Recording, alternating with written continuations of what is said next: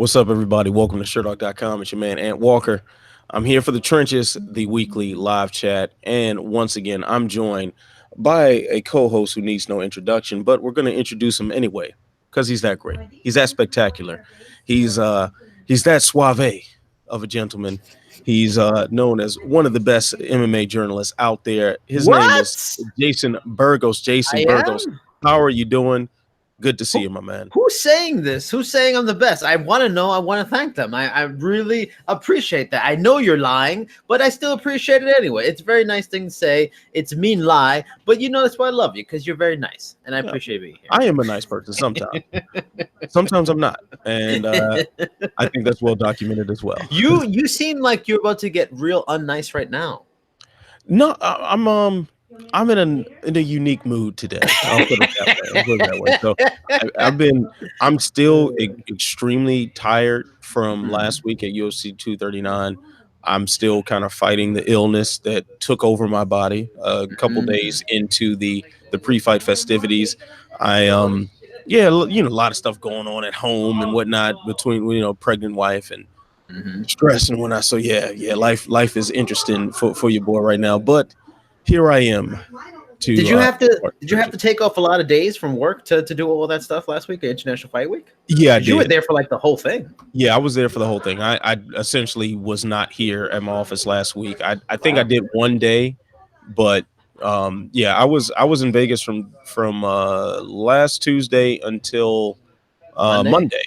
Yeah, so Wow. yeah, that was a marathon, man. I was doing a lot of work, as I'm sure you saw on the main page and saw on the YouTube channel.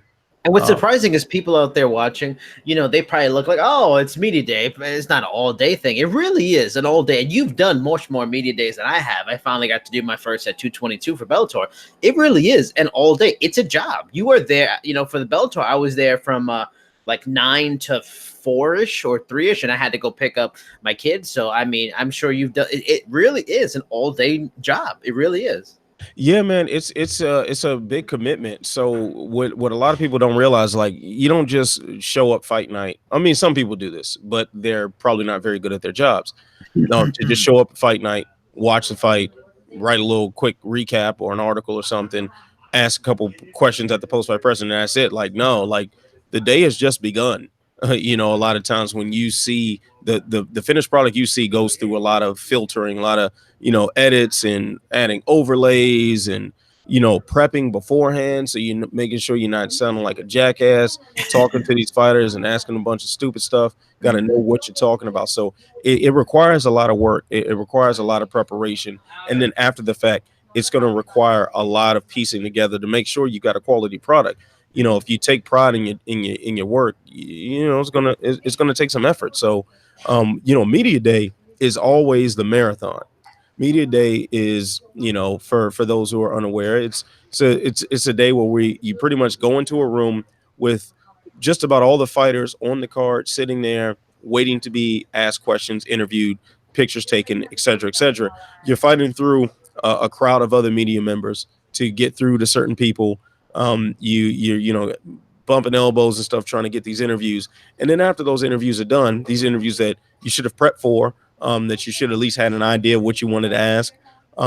After that, you've got to edit all these videos. If the site you work for has overlays and stuff and logos that need to go on as watermarks, you got to add those, process the videos, send them in, make sure they're uploaded to YouTube, or it is more of a process than what it may seem. So while we do enjoy our jobs, we are actually working. Make no mistake about it. It is actual work. And Mhm. last week, International Fight Week, first time I'd been to an International Fight Week. Mm. From what I've been told, that was the busiest International Fight Week among the media members. They were all Yeah. like, "Wow, this was a marathon." And you had the fighter awards in town.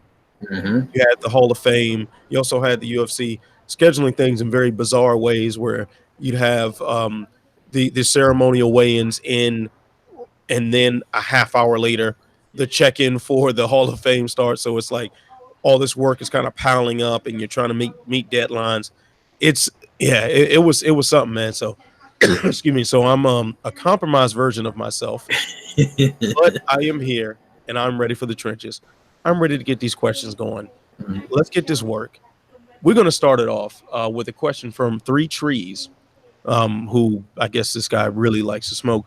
Asked, how did you score Jones versus Santos? And how do you think Santos' apparent success affects future game plans against Jones, as well as other matchups in super fights? Jason, how'd you score that fight, man? Nothing like overly confident, but I really did give it to Santos. I felt that he definitely got round one.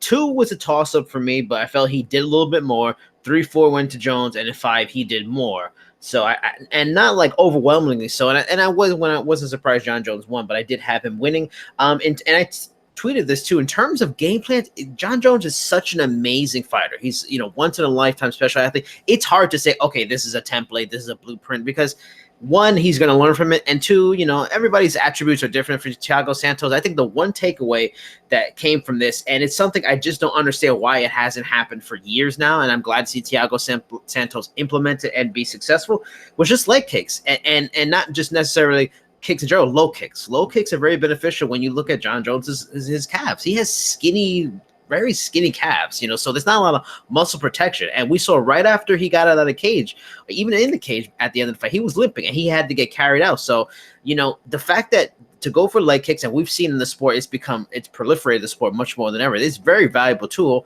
And for a guy like that, who is going to throw an attack that's varied and unpredictable, to short circuit that at any level, even a split second, is really hugely helpful for any opponent. To make John Jones have to rethink a little bit is huge. So hopefully, that is the biggest takeaway, other than me thinking Santos won. Low kicks. Low kicks will be a valuable tool for anyone if you can use it against a guy like John Jones. Yeah, man.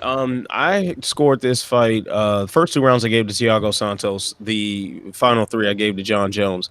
And the thing that I'm finding most interesting about the scoring of this fight is that I've seen scorecards that make sense that are all over the place, that are completely different from mine, completely different from yours.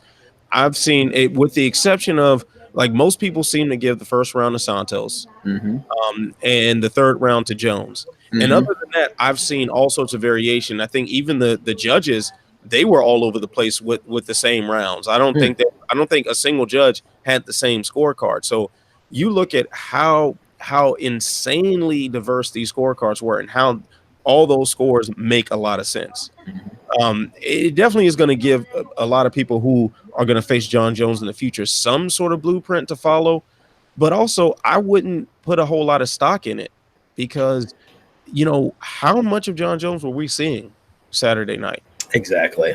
I am of the firm belief, and this might be a scorching hot take, but it seems like I've got a couple people that agree with me on this one.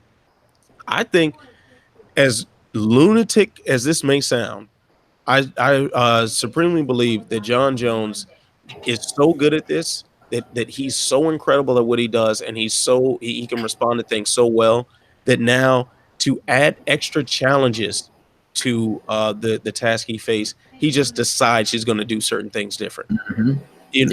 When he fought Anthony Smith, and that was a fight that we all expected him to just totally blow Anthony Smith out of the water. And in essence, he really did. He did dominate that fight. Yeah. He didn't get the finish, but I think it was because he decided, hey, I want to showcase my boxing right now. So I'm going to try to throw a little more power behind my punches and just see what happens. Even if that wasn't going to lead to the finish, let me just do that and see what happens. I think he kneed him in the head because, hey, I could get away with it. Let's just see what happens. So I think this time against Thiago Santos, I think he decided, I'm up in here against a Muay Thai expert. Let me see what it's like to fight him without any punches or takedowns. Just for shits and giggles, just because this might be entertaining. I sincerely believe that's what he's doing. He is that good to get away with a lot of this. Best believe, if they rematch, Thiago Santos has another chance at John Jones. John Jones will throw him to the ground and elbow his head through. Yep. That is what I think we should expect. But he had to, for his own entertainment or whatever, decide, this is what I want to do just because. And that I know that's a scorching hot take, but I firmly believe that. How many punches did he throw in that fight? I can only remember like 2. Like, I remember him him whiffing on a big uppercut, and that was the only really significant punch I can clearly remember him throwing. Other than that, it was kicks, a couple elbows in the clinch, no takedown attempts. Yeah. Yep.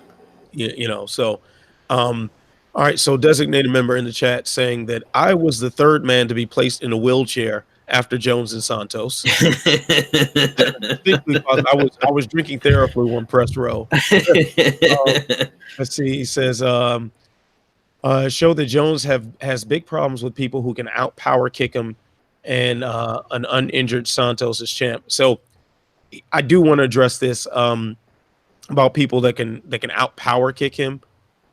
I'd like to see more of that. I would like to see what awaits on that. And so, Dominic Reyes is a great kickboxer. I don't think he's quite ready for John Jones, but he's someone who's shown himself to be pretty good at putting his leg up against somebody's face. Mhm. I'd like to see what someone with that kickboxing ability can do. Had Luke Rockhold survived his test at light heavyweight, his kicking game might have been interesting to witness. But I just don't think if you present the same problem to John Jones, it's going to have the same result. The guy's too much of a computer. Also about Santos being uninjured, I think that's a big thing to consider too. Santos went through this fight with one leg essentially after the first round. Mhm. Whether Jones was in there goofing off or turn him into a sparring partner or whatever you want to say he did, that's pretty impressive. Do you That think John Jones maybe fought like he did, just like, because everything you say, I agree, kind of a shits and giggles movement. Do you think he did that even more so because he knew Santos was compromised only on one leg? Do you think he knew he could get away with it even more because of that? Yeah, I think so. Yeah. I think that definitely contributed to it. And at the post fight presser, he said that he thought Santos had hurt his foot. He didn't realize it was a knee injury. Which, by the way, afterward we found it was what is his PCL, his ACL, PCL, MCL, and meniscus. He needs entire knee reconstruction now. I think the only thing that held up was the LCL. It sounds like the only connective tissue in his knee that held up was a singular ligament. That's pretty wild. Um, but Jones, he said at the post fight press that he thought it was his foot that was hurt, when in fact it was his knee, of course. But then later on, I did ask him about the. Do you remember the jumping side kick that was aimed at the knee and Santos was Yeah. able to dodge that one? Man, I think he was trying to do something real mean. Mhm. His justification of it makes sense, and I'm not gonna be the one to wave my finger at somebody who hurt someone in a professional cage fight. But I think he knew what was up and decided to have fun with it Yeah. in some sort of morbid way. But that's when you're that good at everything, and you've already shown yourself to have um, for lack of a better word, antisocial behavior. This seems like something you do. Yeah. This seems like, okay, let me just try this just to see what happens because I'm bored right now. Yeah. Yeah. Jake Tapper saying that Jones was conserving energy.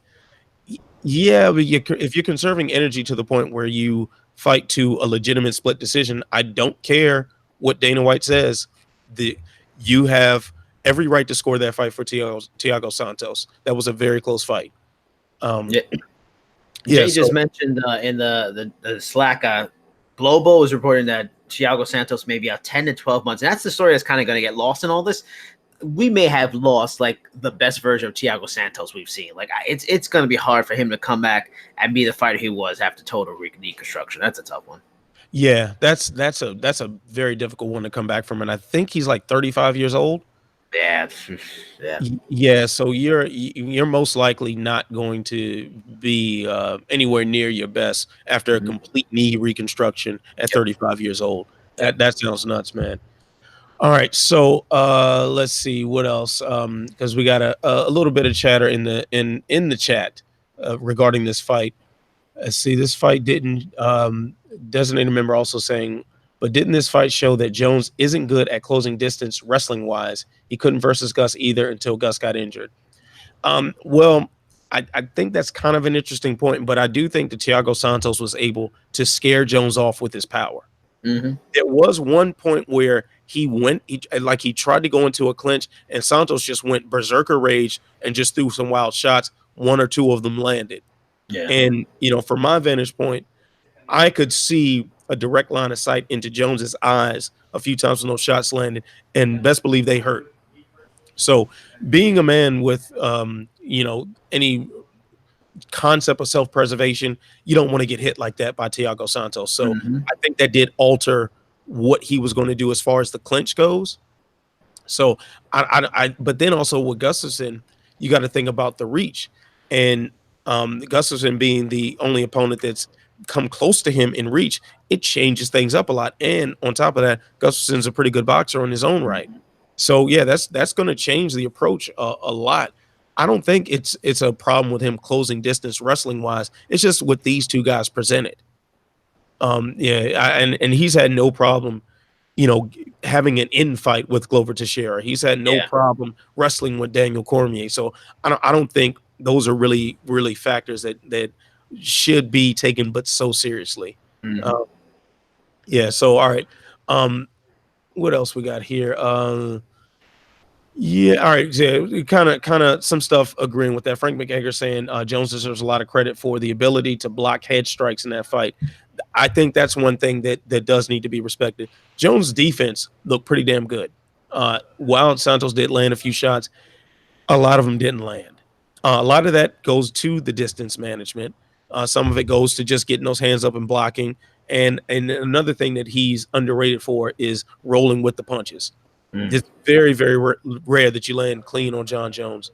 All right, so let's move on from that, and we'll keep talking about some more stuff here. So Melis Chasma, if that's how you pronounce that, asks, now that Jones looks like he's out of his prime and likely starts losing soon, who would you most rather see give him his first decisive loss? Who should get the honor? Third time DC, post bench rumble, last chance Weidman, someone else. Jason, please respond to this one. I think that's a hell of a leap to say he's out of his prime and likely starts losing. I think I think you may be overthinking it a little bit and under respecting and appreciating Thiago Santos. And I get it. We all thought Thiago Santos was going to get destroyed, but Thiago Santos also fought a smarter game plan that I think a lot of. He fought much more tactical than a lot of us thought, and it almost reminded you of like Shogun Hua versus Lyoto Machida the first time, where the berserker, brawler type came out and fought a tactical fight, and I thought Shogun won that fight too, and he ended up losing by fighting tactical. So, I don't think he's out of his prime at all. I think he's right still in it. He fought, because like Anthony laid out earlier, he fought a shits and giggles kind of fight. Like he fought a let me challenge myself fight. He didn't fight with a, I'm trying to prove something. I want to win. These guys are dangerous. I'm not the best yet. Like hunger that he had before. He wasn't fighting like that. If John Jones really wanted to take him down, Thiago Santos, he probably could have, but he just didn't, the desire, it wasn't strong enough because like what Anthony said, the berserker, punches ball. So he just wasn't interested. But any Rumble, no. Rumble's like 270 pounds now. No. Chris Weidman, no. Daniel will be interesting only at heavyweight. Daniel at light heavyweight, I don't want to see. Someone else, we talked about this last week. I think his biggest threats are really a heavyweight, be it the Cormier, be it Francis Ngannou, or be it Stipe Miocic at heavyweight. Other than that, we talked about this also last week. Age is his biggest threat at this point. Yeah, the idea that John Jones is past his prime, that's nuts to me. Mm-hmm. That is nuts. I can understand if you felt like maybe he might have been a step slower or something like that. But once again, I think that's because he wasn't fighting a complete fight. Mm-hmm. Imagine he would never try something like this against Daniel Cormier. Nope. He has too much respect for him as an opponent. Yep. He would never try something like this against Alexander Gustafsson. Too much respect for him as an opponent. So I mean, if he goes up to heavyweight, he ain't gonna try no stuff like this because the consequences are totally different. Like that. Yep. That doesn't make any sense that he would do that. So I am in no way, shape, or form under the assumption that Jones is nearing or is done with his prime. That's crazy. Now, one thing I will say though, as far as giving him his first decisive loss, if you want to do it based on pure karma, yeah, you got to hope that it's Daniel Cormier. Just on the fact that their rivalry has been so heated, on the fact that there have been a lot of question marks next to the legitimacy of Jones's wins due to drug testing. So in that sense, yeah, let Daniel Cormier be the guy, but he may not be the guy. We Mhm. may not see that for a while. So Yep. yeah, I think this is a very premature statement right here. I can see us having this conversation in a couple years. Jones, I think he is about to, or he just turned 31, and he obviously hasn't treated his body the best over the years. So I expect his body, and especially if there are PED issues involved, if assuming that these, both times weren't some sort of accidental ingestions, you expect his body to do something strange at some Mhm. point and slow down, but it ain't now. It definitely ain't now. In a couple years, maybe. Weidman definitely is not the guy. I think that would be an interesting fight um, earlier on. I'm curious what Weidman looks like at 205, so I can't quite entertain that one, but so much. Post bench Rumble, like definitely would it be post bench Rumble? Rumble is massive right now, and that doesn't have to happen at heavyweight. And even then, like Rumble is so big that he can't even put his arms fully at his side. That's not the you don't want to look like that fighting John Jones, Mhm. guaranteed. Yeah, he Um, already had cardio problems already. So if he's a little slower and tons more weight, forget about it. yeah, that sounds ridiculous, man. I think another name I know we had talked about this a couple months back or something like that. Yoel Romero is Yeah, the one that I that would would be want to see the fascinating. most. I would love to see that. Yeah. But yeah, I mean, Jones ain't out of his prime, y'all. Like, recognize this Mhm. man is the greatest mixed martial artist walking the earth right now. Yep. At least active. At least active. Of course, we can entertain GSP in that conversation, but Jones is it. So let's not even let's not even entertain this that Jones is out of his prime. That's crazy talk. All right. Let's see here. Genius with two S's. I wonder what's the significance of the second S. Asks, who is the most dominant female UFC champion so far? Ronda Rousey, Joanna Jacek, Amanda Nunes, or Valentina Shevchenko? This sounds like a silly question on the surface, but I like it, and I think it's something worth talking about. Jason, what do you think?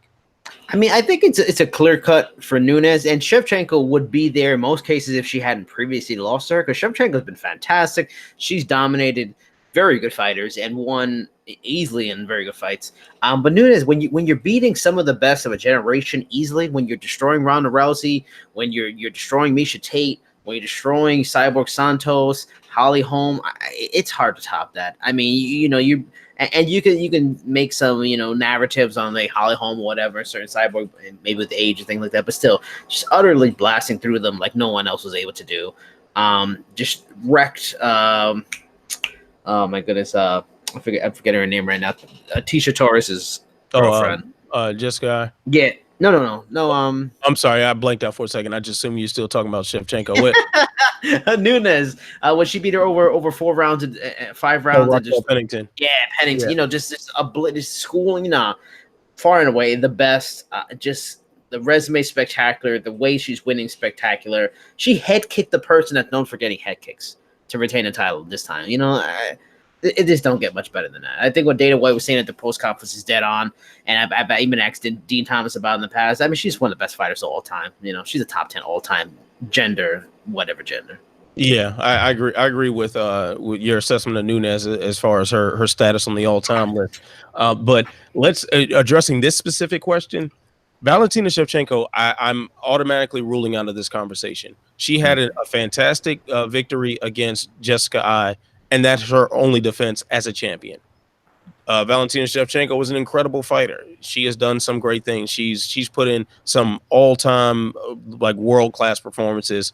Great stuff for her. However, her two wins under in well flyweight, she beat Joanna for the belt, and she defended one time against Jessica. That's not enough to declare her the most dominant female champion of all time in the UFC. Now, Ronda Rousey deserves to be mentioned in this conversation because she is Ronda Rousey. She armbarred her way to pop stardom and finished everyone that they put in front of her until she herself got finished. Mhm. So she belongs in this conversation. Joanna Jacek, I think, belongs being mentioned, but I wouldn't put her above Rousey or Nunes because she doesn't have the same level of finishes. Yeah, yep, not dominant. I mean, very, very good, but not, you got to forget finishes to be dominant. I'll say she had the better quality of fights because it wasn't her just steamrolling everybody for the most part. That she had a scary moment or two against Karolina Kovacevic. She had she had Vidalia with the the second Gadelia time. fights and so yeah, I would put her as someone who provided more quality entertainment. But Nunes is probably going to be the person I pick.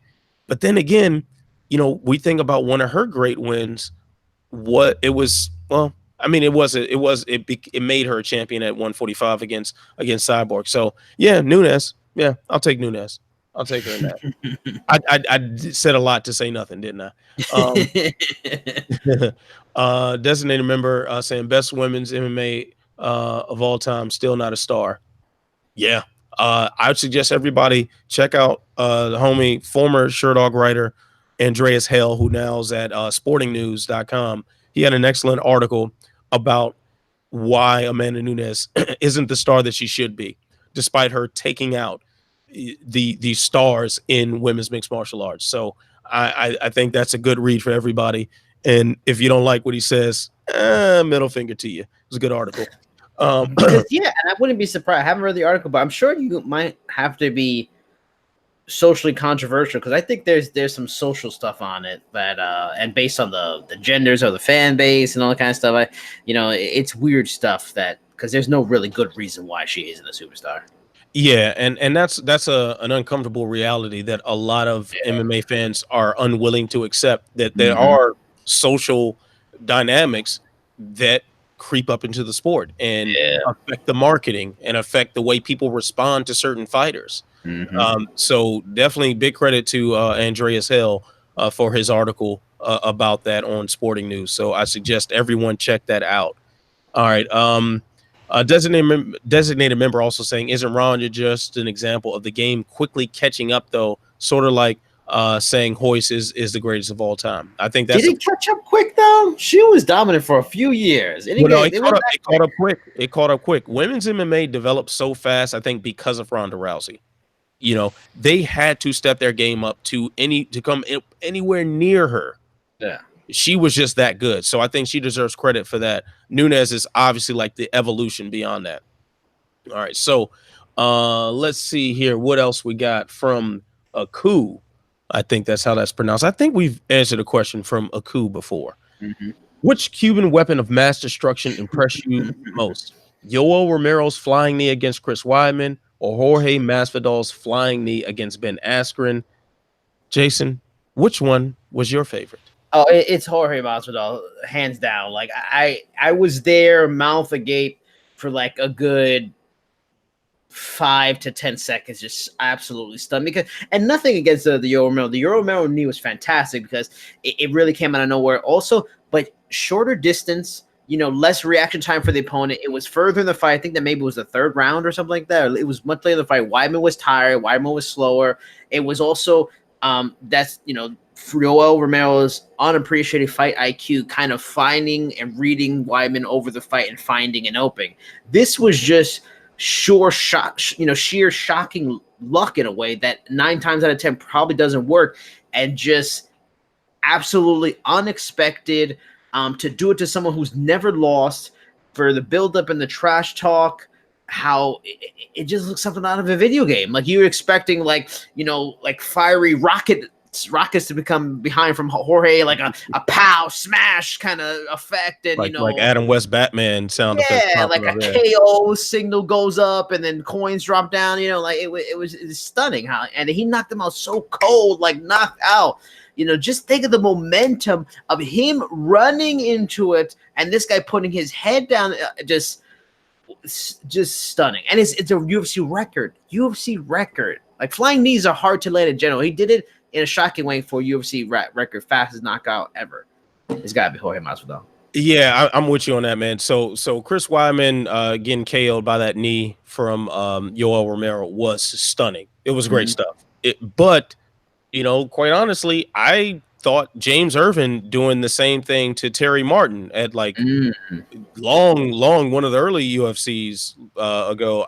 I thought that technically looked more impressive, but Jorge Masvidal looked technically sharper in that, and then the moment itself was so big. This was considered the people's main event. This is the fight that everybody was most interested in. And if you look at the web traffic on every major site about UFC 239, anything related to Ben Askren and Jorge Masvidal usually got more views, usually got more feedback and reactions than any other matchup on that card. And we're talking about a card that had perhaps the greatest male mixed martial artists of all time and the greatest female mixed martial artists of all time. Yet Jorge Masvidal and Ben Askren attracted more general attention and got more press. So I mean, everything about it was nuts. So, and being there too, man, just seeing like as the press row right behind the blue corner. Well, not exactly behind the blue corner, but adjacent to the blue corner. And I'm right behind Ben Askren as he's running out, and you almost see it in slow motion. And you see Masvidal leaning against the fence and then taking those leisurely steps and then a sudden sprint. And it's like, oh, dear God, no. Oh, dear God, no. Oh, no. Oh, no. Oh, no. Oh, shit. There it is. He's dead. Like it was one of those moments where you will remember where you were forever. It was fantastic. So that's got to be the number one out of those two. Now, we got a follow-up from Yojimbo, who's asking, where does it rank among your personal favorite crazy knockouts of all time? God, there's so many to remember. I mean, whenever it comes to knockouts, the one that always stands out to me, just because I, had a huge amount of fan interest, was Dan Henderson knocking out Michael Bisping. It was like a classic H-bomb moment that will live in infamy for as long as the earth continues to spin. And it's just so awesome. Just that's always been my favorite. I mean, the recent Yair Rodriguez over Korean Zombie is fantastic as well. I mean, there's so many to choose from. I mean, also like Venom Page on Cyborg Santos and cracking his skull. That was another favorite of mine. But yeah, Dan Henderson on Bisping. That was one of my favorite. Holy shit! Kind of knockouts. Yeah. I want to put Masvidal over Askren as the all-time favorite. But I know a lot of that is biased because I was there. So when I think about the ones that I saw, live, that's number one, of course. But when I think about what I just saw on TV, Rashad over Chuck Liddell stands out to me. That was nuts. Man, that MVP. I mean, we just had Lima just destroy MVP with knockout too. Like, this has been a lot of really good knockouts this year alone. Has been a lot of really good knockouts. We had Rose Namajunas getting dumped on her head by Jessica Andrade a month and a half or so ago. Like, there is no shortage of incredible knockouts. But I guess I got to go Masvidal Askren because I was there and because I'm biased. Like, shit, I was there. It was pretty cool. I can't blame you. It was great. All right, so now MB 23-100. It sounds like a robot model number. What an AWOL chat kind of name, Back in the AWOL chat room names, that's a cool like you AWOL just chat room. Didn't change the default. You just signed up like the suggestion.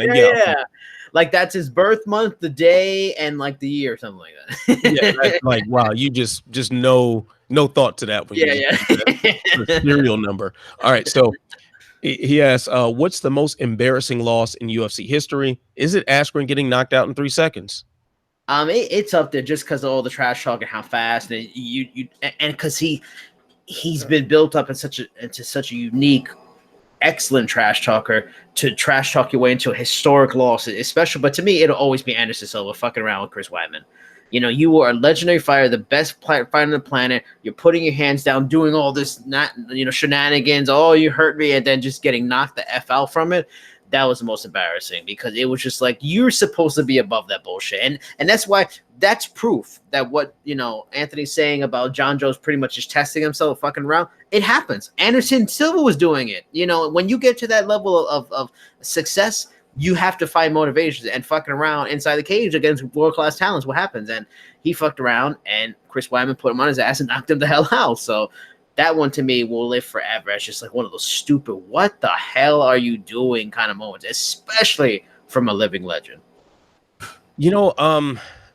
I think another way of looking at an embarrassing loss is when the guy talks trash and then knocks you out.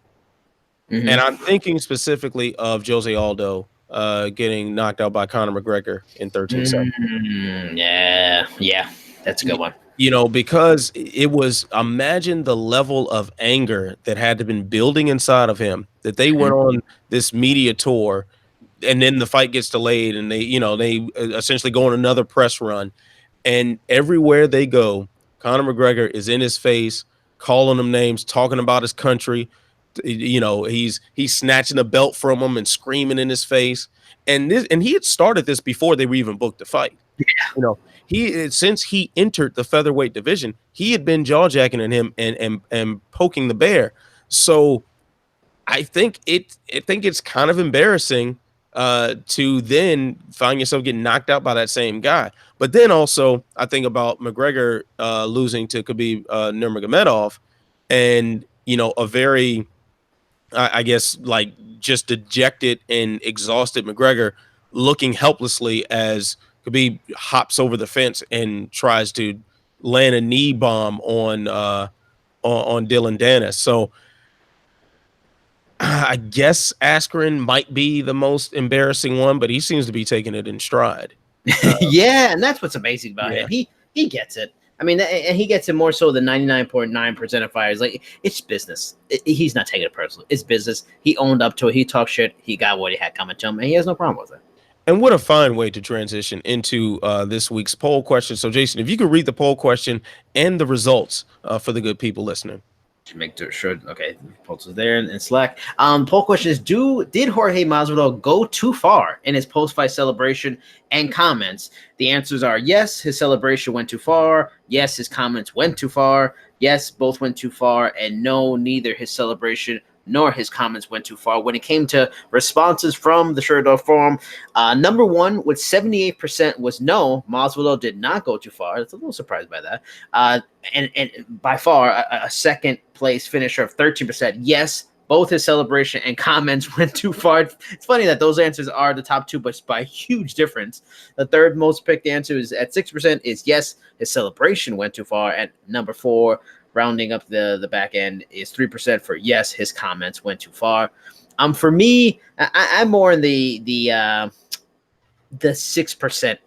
Yes, his celebration went too far. I wasn't a big fan of going on the floor, rolling around like a limp, knocked out man who was knocked up for unconscious for quite a while. It was, while funny, kind of fucked up. I mean, but I wasn't a big fan of that.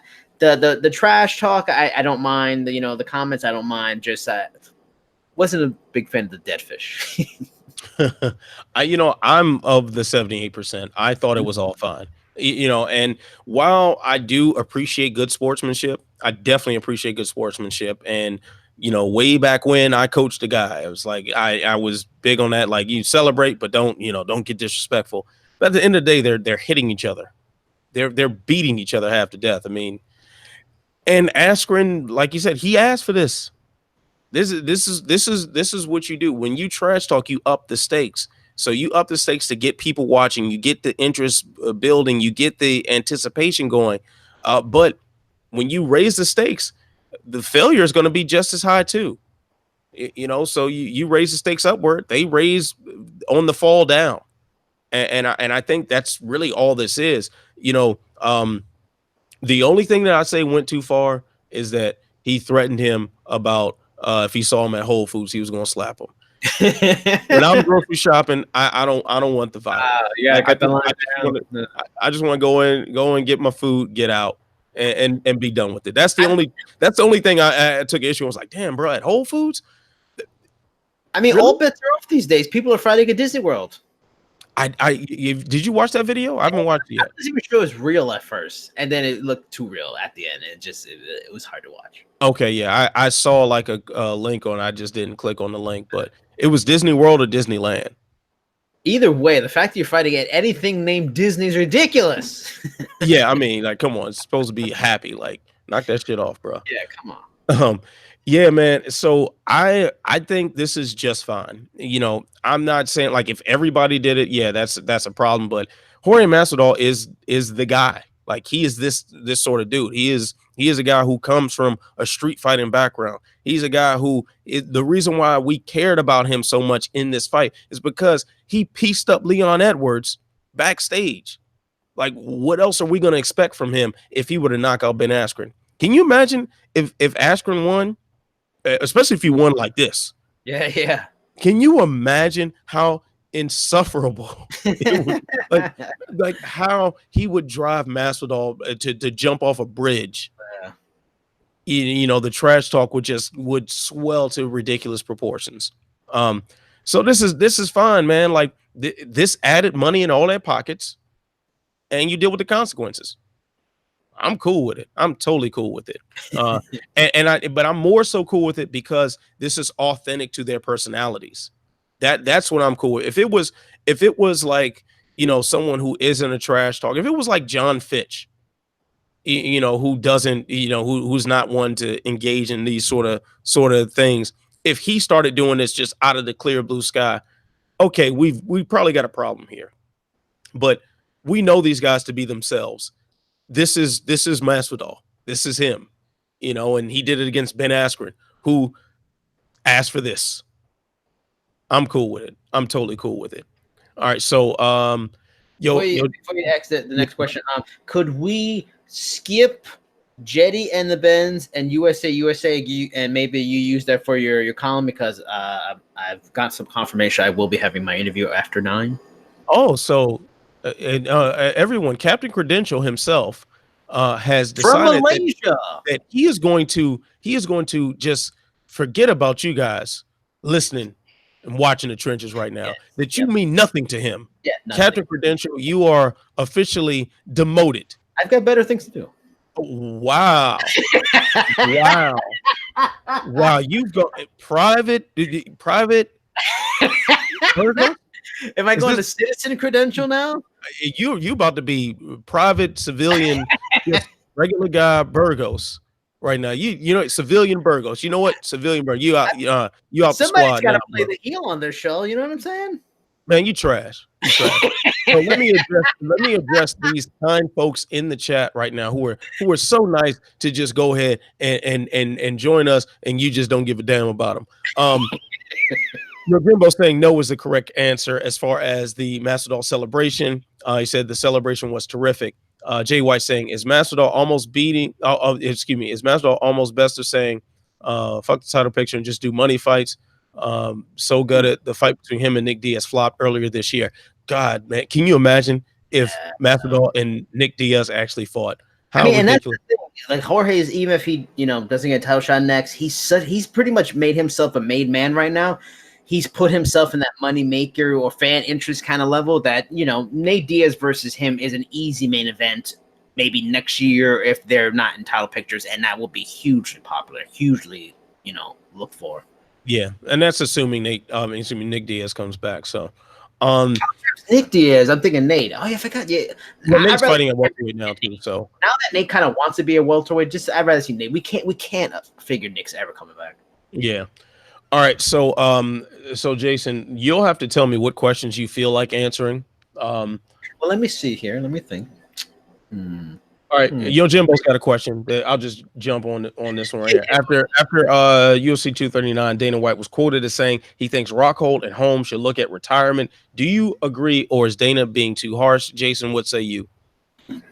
On a certain level, I wouldn't agree. I mean, yeah, Holly Holm is 37 and she looked 37 in the fight, but she looked 37 against the best female fighter on the planet and maybe of all time. So that doesn't mean she's still not a relevant fighter and still isn't very good. So, yeah, no, I don't. I think that's too far with her. And even the Rockhold thing. And the funny thing is, when I was on the Score podcast with James last week, he mentioned how people just seem to dislike Rockhold. He's a good looking guy, and people just aren't a fan of him for almost irrational, nonsensical reasons. And I feel like even his boss may be in that category.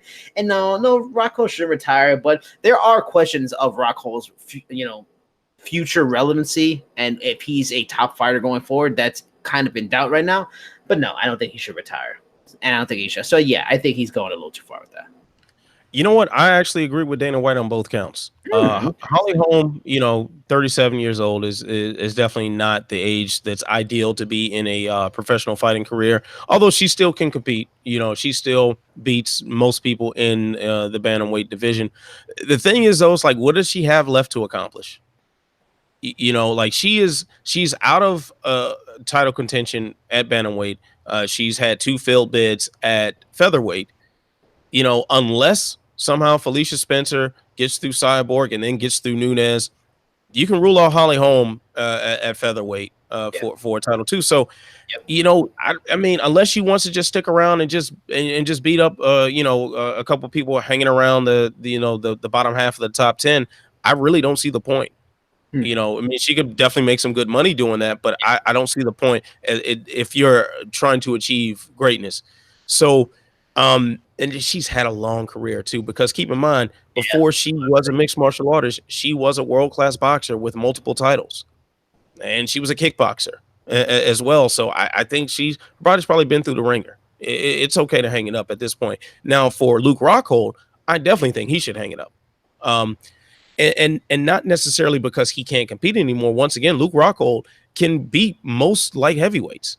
I think he goes through most of the light heavyweight division with ease, even if he couldn't get through Jan Blachowicz. Problem is, though, most guys that are fighting, this is what they do. Like, this is all they do. Yeah. Rockhold has a lucrative career as a model right now. He can make a lot of money taking pictures. Why do you need to get hit upside the head, especially when your chin is clearly diminishing? I don't see the point in it. It's one thing if he doesn't have another path to making money, but or if modeling didn't make him that much money. But keep in mind, he made this modeling career is making him enough money to where he turned down this fight being a main event in San Antonio. So I think if you're making money that lets you say, hey, I don't need to main event, I don't need that pay raise for that. Yeah, go ahead. Just retire, man. Save yourself, because he gets his jaw broke again. I don't may not have those looks. May lose that revenue stream while getting washed out of another one. So it doesn't make sense to me for him to keep fighting. But that's just me. All right, so let's go ahead and drop this one from Europe One, who asks, given how quickly Lineker was cut and then fell into ONE FC's grasp, yes, ONE FC, do you think this switcheroo was premeditated somehow? Also, how will Murder Death Kill fare against ONE FC top dogs like Bibiano or Bellingham and Bellingham? Yeah, that guy, and Mighty Mouse. So, Jason, I know you have a direct line to Chatri. What did Chatri tell you that he planned this? Oh, no, you did. Okay. He says no. He says no, that it was not planned. Wait, hold on. Kill squad for Anthony? Oof. Yeah, you might get it. Okay. Yes. Yeah, nothing. But yeah, no, Chatri.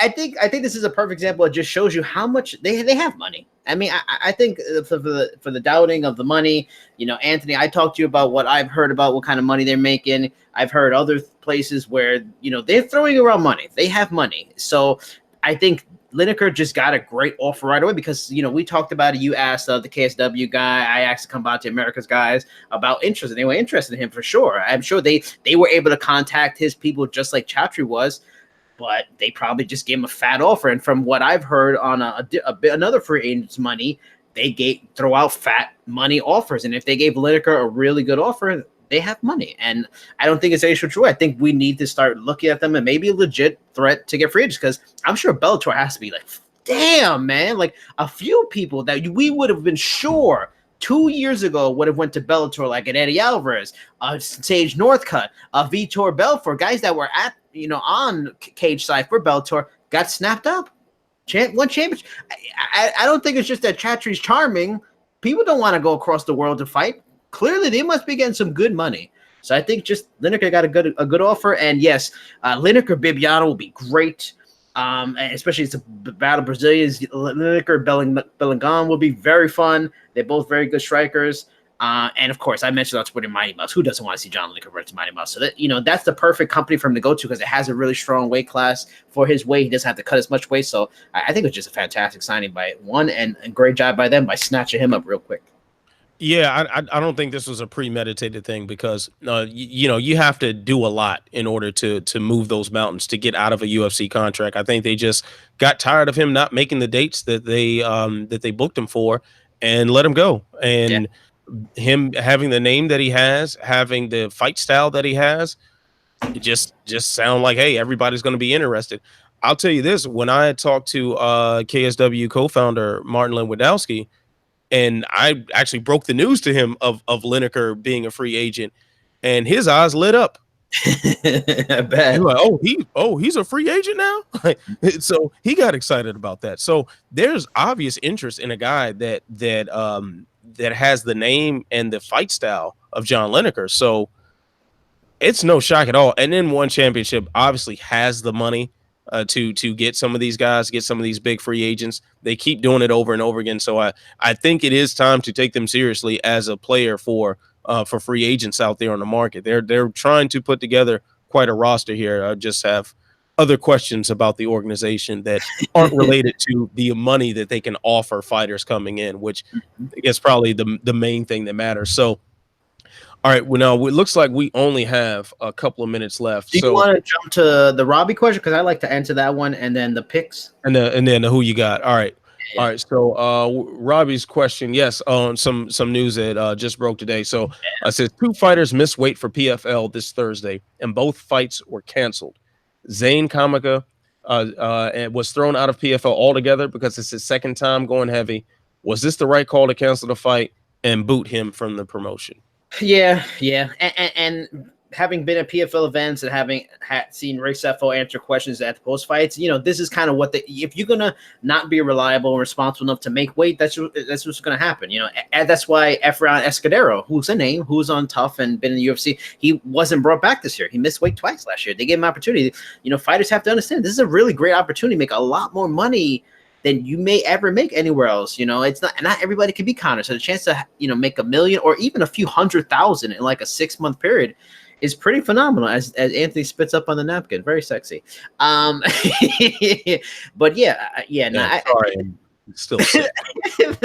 That's kind of just what the protocols and the standard they have set. And it's one thing if you lost twice and you released, and maybe you can complain about you're missing weight, and he just missed weight, and it's unfortunate because I interviewed him before his first fight. Very nice guy, very appreciative of this opportunity, a rare opportunity. He felt a lot of guys why I don't get, and it's unfortunate that he missed weight twice, and that's kind of what happens. I think one of the bigger stories from that is Sarah Kaufman's opponent missed weight, and now Sarah Kaufman's off the card, and that's a huge loss for that card. Not that she's a superstar, but she's a big name, so to lose her off of the card entirely, that hurts their cards in a season where a lot of people are missing weight, and that's not a good sign. Yeah, man. Like, it's not like you didn't have fair notice that this fight was going on. So and for a guy to miss twice, if you miss once, all right, maybe you're hurt, maybe you're sick. Things do happen. Maybe it was a miscalculation in your cut, but you did it twice in the same tournament. Yes. Like, come on, bro. Like, that's just not supposed to be happening. Like, they only have a few roster spots. Like, they eliminated the middleweight division this year. So there are so many fighters that deserve this opportunity that aren't getting it simply because of the logistics of putting it all together and what money they have available or budget, whatever they have available to get as many guys. And you have wasted a roster spot, essentially. So hopefully this opens up the opportunity for someone else, and that's really the silver lining to this. And same thing with Sarah Kaufman's opponent, whose name is escaping my memory right now. But yeah, man, like if you do it once, okay, but if you do it twice in the same tournament, Yeah. pass. Yep. Yeah. It's time to get the boot. All right, so let's go ahead and drop the who you gots this week, because you have better things to do than to talk to the good folks on the chat. All right, so here we go. UFC Sacramento, who you got? Josh Emmett versus Mirsad Bektic. Jason, tell me. I haven't put in my picks yet. I think Jay just emailed them out. So I haven't done too much research on it, but my gut. Damn. I mean, Emmett's very good, but I know he's getting up there in age a little bit. Bektic's. I mean, and it's not even a big favorites here. I'm gonna go with Josh Emmett. I think he's a little more rounded. If he fights a smart tactical style, he's a very good fighter. He can wrestle. He's got big power in his hands. He's come from a good camp. I mean, Bektic's very good too. I'm going to go Josh Emmett, not with a wealth of confidence, considering that he is not the favorite in that fight. But yeah, I'll go with Josh Emmett. All right, so out of consistency, I'm going to pick Josh Emmett here. I was on James Litch's podcast Monday morning, still in bed. Actually, I was in bed when I did the podcast. You were still in bed. Now talking about trash. Yeah, man, I've been. Yeah. So I'm gonna go with Josh Emmett. The more I think about it, though, man, Bektic is just such a good athlete, and he is such a good athlete. But I don't know, Josh Emmett's got that thunder in his hands. He's got some really good wrestling ability as well. I know Bektic does too, but I'm feeling Josh Emmett out of consistency. The more I think about it, I probably should have picked Bektic, but we're gonna go with Josh Emmett. And that's a wrap, son. Uriah Faber versus Ricky Simone. Jason, who you got? I'm going to go with Ricky Simone. I mean, the fascinating thing is I interviewed Ricky Simone a couple of weeks ago, and that article should be up, I guess, probably tomorrow or Friday. And that's interview should be up tomorrow, Friday. And the funny thing about Uriah Faber, he was not one of these guys that retired on a real sour note and wasn't quite the fighter he used to be, and was losing to guys that are far inferior to him. I mean, he was losing to good fighters, and he was still a very good fighter. That's why I'm not surprised that he actually came back, because he's still pretty good. That said, at his age, almost 3 years away, Ricky Simon is on a really good on the rise prospect right now. Very talented. I'm gonna go with Ricky Simon. I just feel like it's one of those classics. Faber's still good, and it's going to be his hometown in Sacramento. It's going to be wild. It's going to be boisterous, but I got to go with youth here. Simon is a good fighter. Beat Ronnie Yaya in his last fight. That was a big win. I mean, if Faber won, I wouldn't be shocked, but I think Ricky Simon's going to get this. This is going to be a pivotal win for him. A big value name, career defining kind of win based on Uriah Faber's status. But either way, I'm excited to see a UFC Hall of Famer who's still pretty good actually fight, which is nuts. Yeah, I got to go with Ricky Simone on this one too, man. I typically always pick against the guy who's had a long layoff, and I like to stay consistent on that theme. So with that in mind, I'm gonna go with Ricky Simone. But also too, man, he is a very, very promising guy. He's a very interesting prospect, and Uriah Faber retired for a reason. Not saying that he was out there getting washed by by some bench warmers or nothing like that. It still took the best guys to beat him, but I think Ricky Simone might be one of those best guys. And being out of the game for a couple years is not going to help you. All right, so Jermaine Durandamy versus Aspen Ladd. Jason, who you got? Yeah, this is a tough one, and I saw you having a tough time to pick this one too on James's show, and I think even James a little bit too. It's an interesting one because, and you made a great point on the show. They have near a similar amount of fights, even though Durandamy is much older. She doesn't have a huge wealth gap of experience over. At least in MMA, because she's had such a kickboxing career, and that's important too. But we all know, the transition. It's just such different beasts in doing either or. But I'm gonna go with Durandamy. She's weird like that, and she's very technical, very sound. She's just kind of the fighter that she's shown that she can come off for some odd layoffs and fight it once a year and still be pretty good and still beat high level talent. Aspen Ladd is very good. She is the favorite for good reason. She's one of the rising stars. I just feel like I don't know if she's like some kind of a dominant grappler and takedown artist that she can take down Randami and win. And I think that's how she wins. If you want to get up in a stand-up fight with De Randami, it favors her to me. So if that's what happens, I'm going to go with De Randami. I just think this might be a better matchup for her than Aspinall. But if Aspinall wins, no surprise. She's the favorite, so I might look like an idiot anyway. Yeah, probably, but not because of this fight. Aspen is going to be my pick to win this one, and that's because I think she has the correct style to jam up the kickboxing of GDR.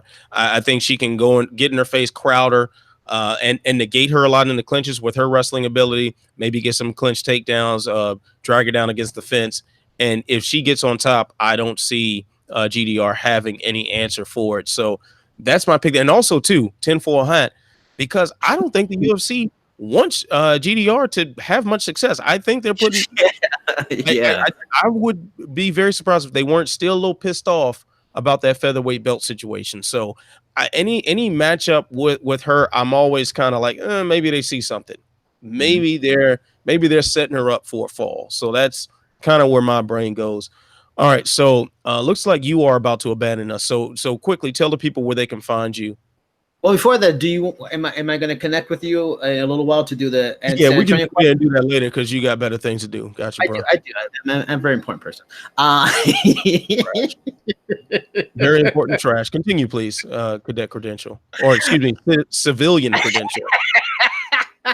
As always on social media, Cheap Seats Chat on Twitter and Instagram. I have a Caitlin Chukagian article that's up now, which is real good, explaining why she didn't fight Valentina Shevchenko next. Not article, video interview. Why she didn't fight Valentina Shevchenko next, and it's going to be Liz Carmouche instead. What she thought about Jessica Shevchenko, what she thinks about Carmouche Shevchenko. Also have an interview up with Jordy Young. He's on the Bellator 224 card. One of their better young, unappreciated prospects. 10-0. Hasn't been on the main card yet, but he's one to look out for at light heavyweight. I probably should have the Ricky Simon story up. I would hope tomorrow or Friday. He fights in the co-main event against your favorite, like I mentioned. That's a real good interview, and talked about where it might affect his rankings, what he thought about when Fabre came out of retirement and wanted to fight him, putting his name out there, getting the fight done. Also, I should have an interview with Angela Lee. She's in the co-main event of One Championship Masters of Destiny on Friday. That was a fun article, super nice. We talked about her brother. We talked about her loss to Zhang Jignan, the fact that the rematch in October, even though she has a fight coming up in a couple days. And then I'm going to talk to Troy Worthen. He's also on the Masters of Destiny card. That's what I'm going to talk to now. And hopefully that should be up in the next day or so as well. And look for those, as always, Cheap Seats Chat on Instagram and Twitter. And I love you all. Yeah, don't believe that, everybody. Don't believe that. Check out his work. It's good work, but he's probably not a good person. All right, so wow. Yeah, it's changed. The intro has changed. I am upset. I've been big time, and I am offended. So you know where to find me, Ant Walker MMA on Twitter, on Instagram as well. You got the drop down menu with the features. My name, you can see a lot of my work there. Good, Bad, and the Ugly. Ask Ant. Those columns will be coming out as they regularly are scheduled. So I'll write Ask Ant when I get home, and that probably will be coming out like Friday. And Good, Bad, and the Ugly, the post-fight recap of UFC Sacramento, that will be out Sunday. So also I will be doing a broadcast on the Walkout Network, my personal YouTube channel. So please go ahead and give that a look, see, like, subscribe, all that good stuff. Got some stuff coming up for MMA on point as well. And just like and subscribe to the Sherdog YouTube channel if you're not already. Yeah, 5,000 now. We're growing, man. So be part of the growth. Pause. Yes, do that. And you know what you got to do. You got to stay beautiful. You got to stay positive. You got to find a better co-host that is more committed than you are. And no matter what. I told you this in advance. Why are you acting like I didn't tell you in the Slack? Brand new information. This is brand new information. I knew nothing of this before. And I'm offended on air. I'm offended on now. It's ridiculous. Jay, you knew. Jason Burgos sucks. Stay beautiful. Stay positive. Get a better co-host. Stay sexy. I'll see you when I see you. Peace.